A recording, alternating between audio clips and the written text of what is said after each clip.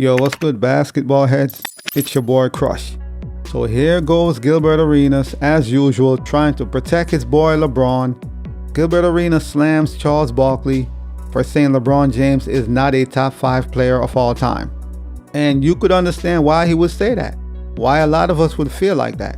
LeBron is in my top 5, but you could understand why a lot of players and NBA fans would feel like LeBron is not a top 5 all-time great.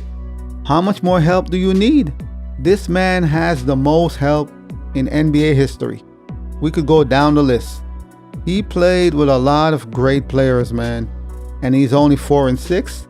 So you could understand why a lot of us feels the way we do. And on top of that, he's always complaining, throwing his teammates under the bus, making excuses. There's nothing worse than losing and making excuses. If you lose, own up to it. I wasn't good enough. I need to be better. Just own it.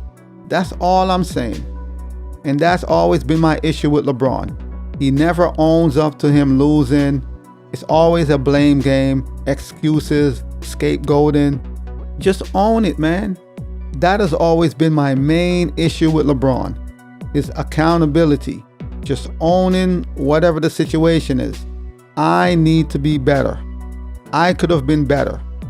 Even if you had a monster game, monster performances, and you lose, regardless, just be like, you know what? There's a few things I could have done differently. I could have been better, etc. It's on me. I'm not going to blame the coaches. I'm not going to blame the role players, the benches. I'm not going to blame anybody. And this is the reason why a lot of people feel the way they do. But Gilbert Arenas, that's what he do. He's paid to do this. He's best buddy with Clutch and LeBron. And every time LeBron lose, Gilbert Arenas, he won't say anything. He never speaks on it. He don't talk about why they lose. But he always talk about, look at LeBron's teammate. Look at the surrounding pieces. It's never LeBron. It's always the players around him. Look what he got to play with. It's always the same excuse every season. Look what LeBron has to play with. That's his teammates, etc. It's always that. I've never once heard Gilbert Arenas be objective and say, you know what? LeBron could have done this. LeBron should have did that. Never. And this is the reason why a lot of us can't stand LeBron. And you have NBA legends like Charles Barkley saying he's not a top 5 player of all time. Because when you have Luka and yourself and Austin Reeves and a good team, the Lakers is not a bad team. Before the playoffs started, majority chose the Lakers. All the NBA analysts, all the sports fans, majority chose Lakers. Even I said, you know what, it's going to be a tough series. I chose the Timberwolves, but I said it would have been a 6-7 game series. I never envisioned Lakers getting knocked out in 5 games. No, I thought this was going to be a dogfight, 6 games, 7 games, Timberwolves. But if the Lakers won, I wouldn't have been surprised. It's LeBron and Luka with Austin Reeves, and they have a team over there. Yes, they needed a center, obviously, but we can't make the excuses of, oh, they didn't have a center, that's why they lost. It's bigger than that. LeBron didn't perform the way he needed to. Look at all the fourth quarters. Look at the games. Go look at the numbers. LeBron was a no-show in the fourth quarter. The man was ghost in majority of the fourth quarters in the games. And if LeBron is not performing, they're doubling up on Luka, you're going to lose. Luka could have been better himself. So both stars did not come through in crunch time. As simple as that. A few of the games that the Timberwolves won, those were the Lakers games, but the stars didn't star. It's that simple. And Gilbert Arenas, he's always coming to LeBron's defense, even when it's warranted. Nope, he's going to step in and try to damage control. Every time. Every time. Whether it's a regular season game, a playoff game, it don't matter what it is. He's always going to come in, try to damage control, and make excuses why LeBron didn't get it done, and blame the others, and blame coaches, and said the coaches wasn't good. Like they said Darvin Ham, he was not a good coach, so LeBron got rid of him. They brought in JJ Redick. They got bounced in the first round. Now what? LeBron did not like Darvin Ham's coaching. He brought his podcast buddy in, and they went out in the first round. Even worse. Yes, they had a good regular season. JJ Redick did a good job as far as the regular season. I'm not going to lie. I'll give him that. He did a good job in the regular season. But when it was playoff time, he did not rise to the occasion. Pause. There's no justification. There's no way you could justify LeBron and Luka losing in the first round.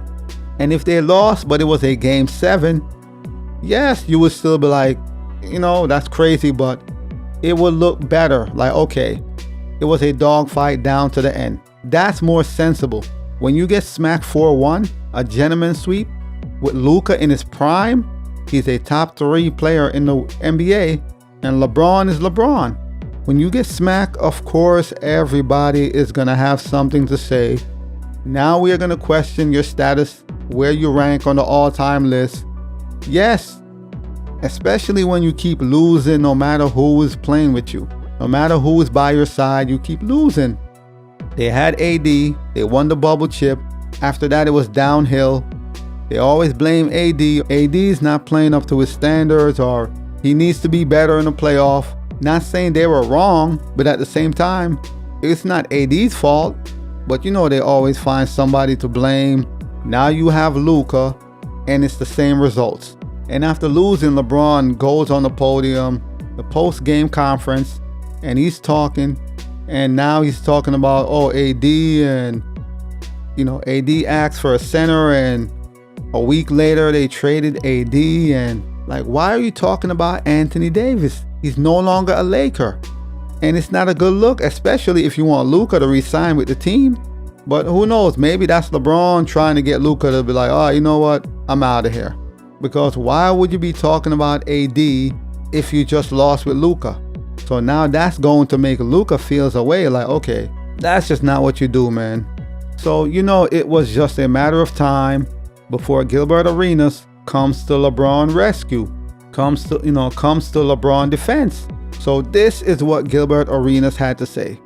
When people talk about you're not a top 5, like I heard Charles Barkley, you're not a top 5 player if you lose this series and you're 40 years old. Ninja, where were you at 40? What was your last year looking like? Houston, fat, they complaining about you trying to get on the treadmill and stuff. You know what I mean. But those are the people that sit there gauging somebody because you're trying to figure out how to discredit someone. You wasn't even that dude at 40, 38, 37 to even compare, to even have an opinion. Like I can say, if you was KD, Curry, y'all doing what y'all doing at this age and you get to talk your ish, all you old mother, y'all wasn't these guys at that age. You wasn't putting up these numbers for you to even throw dirt on them. So that's what Gilbert Arenas had to say. And what I'm going to say is, yes, players back in the days, they weren't doing what players today are doing because obviously technology, nutrition, the advancement in technology is that simple. Players have more to benefit from. That's just how it goes. As time goes on, things get better. Players have more at their dispense, basically. So you can't really compare players from the 80s and 90s to players in 2025 because the advancement in technology and nutrition and all those things, players could now recover from Achilles injuries and all that stuff that years ago would take you out. So it's a different ball game, man. So you can't compare and be like, where were you at 40, 38, 39, whatever, because these are different times. And LeBron is not exempt from criticism.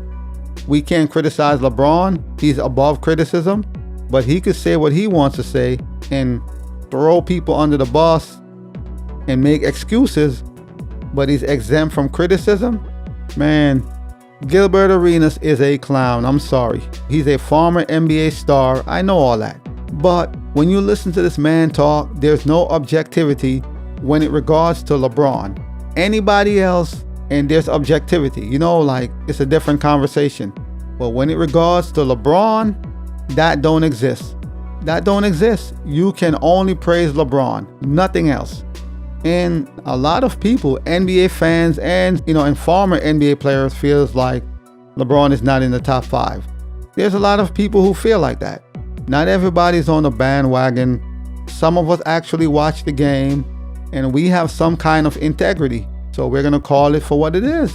But what more can I say? You can always expect these kind of rhetorics from Gilbert Arenas. He's going to always defend LeBron. When LeBron loses games and don't score in the fourth quarter, he's going to make some excuse why. It's always an excuse. It can't just be, oh, he didn't play well. He didn't show up. It can't just be that. It has to be the role players or the coach didn't make the right decision. Everybody is responsible for LeBron's failure. All his teammates, coaches, everybody. He's not responsible for him not performing. But as always, I'll holla. As always, we just talking basketball. Hit the subscribe button, like, comment, share. Holla at your boy. It's all about the game and how you play it. It's all about the game. I'ma say it. It's all about the game.